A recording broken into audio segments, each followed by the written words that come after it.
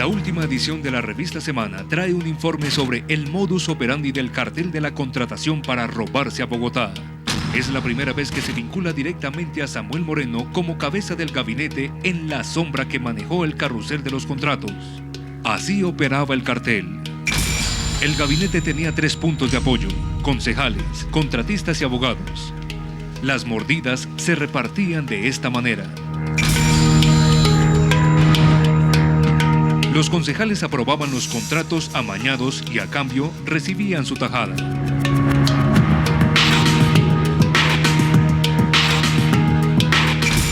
Los contratistas recibían los contratos y pagaban las comisiones que los abogados perfilaban.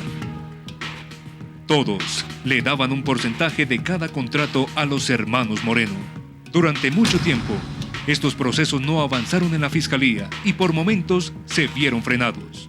Solo hasta ahora se empieza a armar el rompecabezas del carrusel de la contratación. Hoy en Semana en Vivo, ¿cómo se robaron a Bogotá en la alcaldía de Samuel Moreno?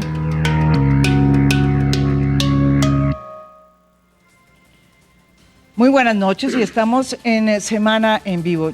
No sé ustedes, pero quienes hemos leído el informe de Semana sobre la manera como se robaron a Bogotá en la administración de Samuel Moreno, hemos quedado anonadados y por no decir indignados. Por eso hemos querido tratar el tema aquí en una mesa donde haya diversos puntos de apreciación y experiencias y denuncias sobre la forma como se comportó este cartel, que solo hasta ahora comienza a ser realmente llevado a la justicia, porque también se ha demorado el tema en la Fiscalía y ni decir de la Procuraduría. Por eso quiero, ante todo, y antes de comenzar este debate tan candente, presentarles a los invitados de esta noche aquí en Semana en Vivo. Estos son nuestros invitados de esta noche. Luz María Sierra, editora general de Revista Semana y autora de la investigación. Germán Pavón, primer fiscal que asumió el caso del carrusel de la contratación. Fue retirado de su cargo por Vivian Morales, cuando estaba a punto de acusar a contratistas, abogados y a Samuel Moreno. Carlos Fernando Galán, exconcejal, fue el primero en denunciar el carrusel de contratos. Angélica Lozano, concejal por Movimiento Progresista. Y Orlando Parada, concejal por el Partido de la U, está siendo investigado por la Fiscalía. Lo veo a usted, Orlando Parada, diciendo algo. Le agradezco, ¿sabe qué? Primero que todo, le agradezco que haya venido aquí porque es parte del debate, ¿no? Sin usted también no habría debate. Y ya que hablo, y porque lo vi diciendo cositas cada vez que salía. Haciendo, ¿no es verdad? ¿Qué no le gustó? Que estaba diciendo un gesto, dijo no. No, me gusta, a mí me gusta en general el informe total. Sí. Tenía preocupación, digamos, en la medida en que venía chequeando el tema de las encuestas, por ejemplo, sobre sobornos en Colombia. 94% de los encuestados empresarios dicen que han dado una mordida o que les piden plata. Se muestra el tema, digamos, en una esfera de un cartel en donde dicen, y los concejales pedían mordidas para aprobar contratos. Ningún concejal aprueba contratos. El doctor Carlos Fernando fue concejal de Bogotá y lo podrá decir. Y vuelvo a una reflexión que hace algún tiempo con algunos expertos en este tema hacíamos, y decía, una estructura como la que se ha armado, que es una estructura mafiosa, lo que pasó en Bogotá, que tienen a las máximas autoridades de la ciudad y que tienen a los ordenadores del gasto, ¿para qué van a necesitar concejales de la ciudad? ¿Por qué los nules no aparecen diciendo que hicimos negocios con concejales, no? Entonces yo no me quisiera adelantar primero como a la presentación del informe que se ha realizado. ¿Pero usted qué opina del informe? Pero digamos que el informe viene recogiendo muchos datos importantes, deja algunos vacíos que espero a lo largo del programa irlos articulando, pero deja algo claro. Usted a mí el informe me gusta. No metería a los concejales, veo. No, yo metería a los concejales, pero lo que quiero decir es que ni son todos los que están, ni están todos los que son. Y que en este país, donde uno mete el dedo, como decía el alcalde, el presidente de la República, en las entidades donde se mete el dedo, sale pus. Ese fue el gesto que hacía, bueno, en el sentido de que ver un poco como el panorama de lo que se está viendo en Bogotá es ver el reflejo de lo que está pasando en todo el país y lo que está pasando en casi todas las entidades de Colombia. y que este es un buen momento para que se haga un trabajo a fondo en un tema en el que nos hemos comprometido mucho, es la lucha contra la corrupción.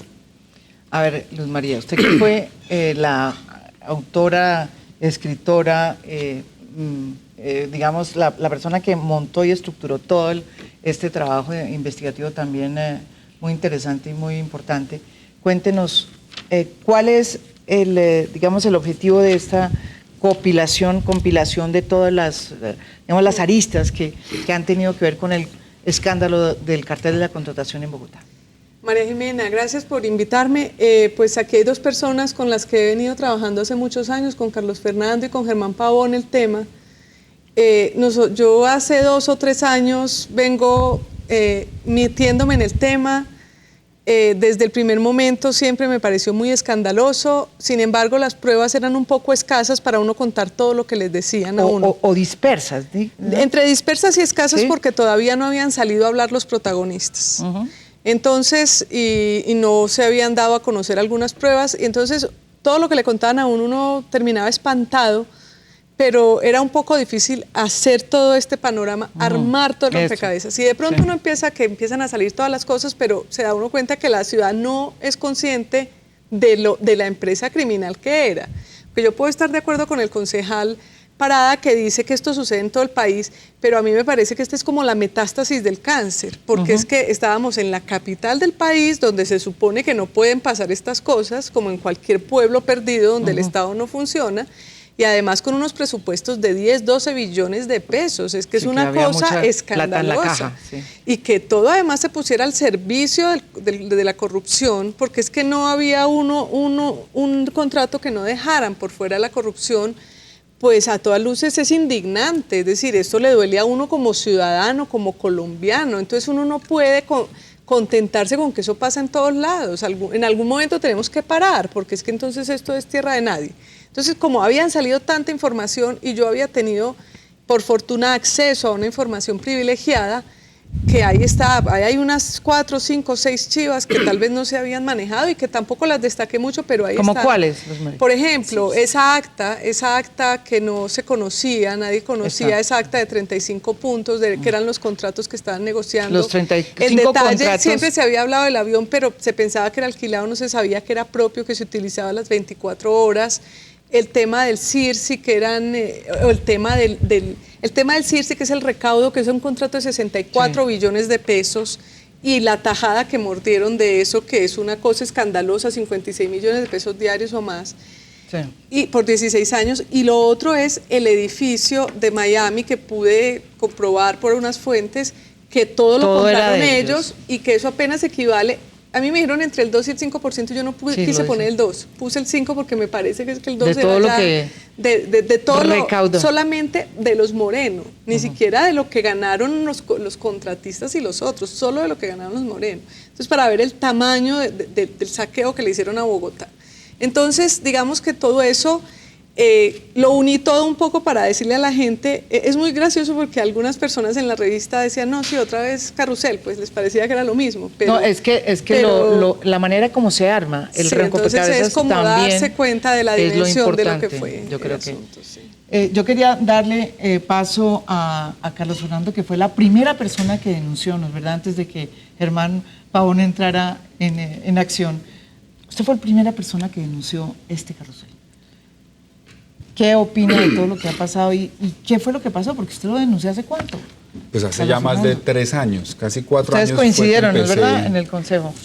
Pues mire, María Jimena, primero yo quiero destacar el informe porque me parece que a pesar de haber estado yo metido en las denuncias, he hecho muchas de las denuncias sobre el carrusel. Es impresionante al leer el mapa que ha mencionado Luz María, porque están muchas de las denuncias que se hicieron, otras cosas nuevas que no se conocían, y sobre todo recoge información, digamos, que pone en contexto muchas de las denuncias que se han hecho y nos da claridad sobre cuál fue la verdadera dimensión de esa operación criminal en Bogotá.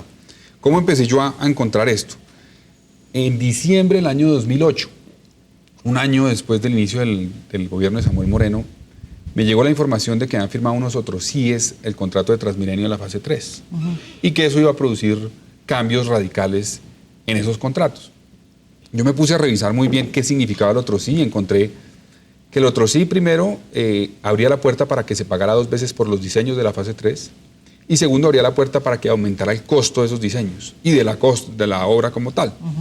Y en segunda instancia reducía dramáticamente las condiciones para que los contratistas pudieran recibir los anticipos de esa obra. Y ahí es donde empezó el rollo a destaparse, porque los NULE recibieron esos anticipos sin cumplir los requisitos que tenían que cumplir y supuestamente, como lo presenta el informe, era para pagar la comisión que tenían que entregarle a Samuel Moreno. Entonces ahí fue que empezó el rollo. Yo hice la denuncia en marzo del 2009, más o menos, si mal no recuerdo, y a partir de ahí empezamos a construir. Ahora, en el Consejo se había todo tipo de rumores sobre este tema. Sí. Sobre el grupo de contratistas, se mencionaban los nombres de los contratistas, a Julio Gómez, Álvaro Dávila, pero como dice Luz María, no había todavía pruebas que los conectara directamente con los contratos. Poco a poco se fue construyendo eso. Hicimos una carta que publicó Semana a un grupo de concejales donde denunciamos la existencia del carrusel, pero no teníamos las pruebas todavía. Y ya fue en el año 2010 donde yo presenté un paquete exclusivo del IDU donde encontré que a Julio Gómez y a Emilio Tapia le han dado 289 mil millones de pesos en contratos de valorización, de malla vial, y ahí se destapó el escándalo. ¿Y por qué se demoró tanto en destaparse ante la justicia? O sea, ¿qué piensa usted? Yo creo que hay dos cosas. Primero, es importante destacar que la corrupción no empezó en Bogotá con Samuel Moreno. Digamos, aquí se ve 2 niveles de corrupción que, como lo plantea el mapa que hizo Semana, digamos, se engranaron muy bien como partes de un engranaje para robarse a Bogotá. Y es que había ya una corrupción donde concejales, contratistas, clientelismo tradicional llevaba al robo de entidades. Solo que en el caso NULE, o sea, de alguna manera los NULE se molestaron cuando le quitaron ese ¿qué pasó? Porque entró solamente el tema por los NULE a los medios de comunicación. Hubo varias cosas. Cuando realmente eran los que menos los NULE tenían y un subcontratista que se llamaba Alejandro Botero, al que al parecer le incumplieron una plata que le tenían que pagar los NULE, Emilio Tapia y Julio Gómez, y él había sido subcontratado por una obra de valorización, si no estoy mal. Y ahí fue que empezó a abrirse ya judicialmente el proceso. Ahora, ¿por qué se demoró tanto?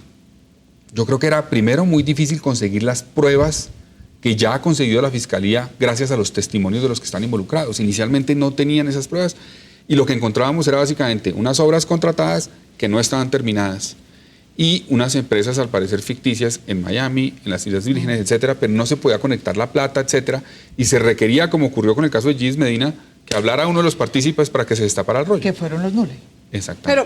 Pero solamente para decirle un comentario de los NULE que me parece muy simpático, y es que los NULE, en realidad, si no existieran los NULE, de pronto no había escándalo. Por eso ahí vamos a donde Germán. Pero porque los NULE, y hay un testimonio de Inocencio Meléndez en la Corte Suprema, que Inocencio Meléndez dice que no entendían por qué los NULE aceptaron esa vía, porque ese tramo de la 26, porque ese tramo de la 26 no daba ganancias. Es decir, se nota que los NULE querían simplemente ganárselos para no hacerlo. Para fondearse. Y entonces, al no construir, para comprar en Artolima. Porque los demás los habrían construido, es decir, no nos habríamos. Pero espérese, Luz María, porque ya nos toca irnos a comerciales, pero después de esta pausa vamos a entrar con Germán Pavón, que fue el primer fiscal que recibió el caso de los NULE, el escándalo de los NULE, y motivo por el cual comenzó todo este escándalo de la carrusel de la contratación en Bogotá. Ya volvemos aquí en Semana en Vivo.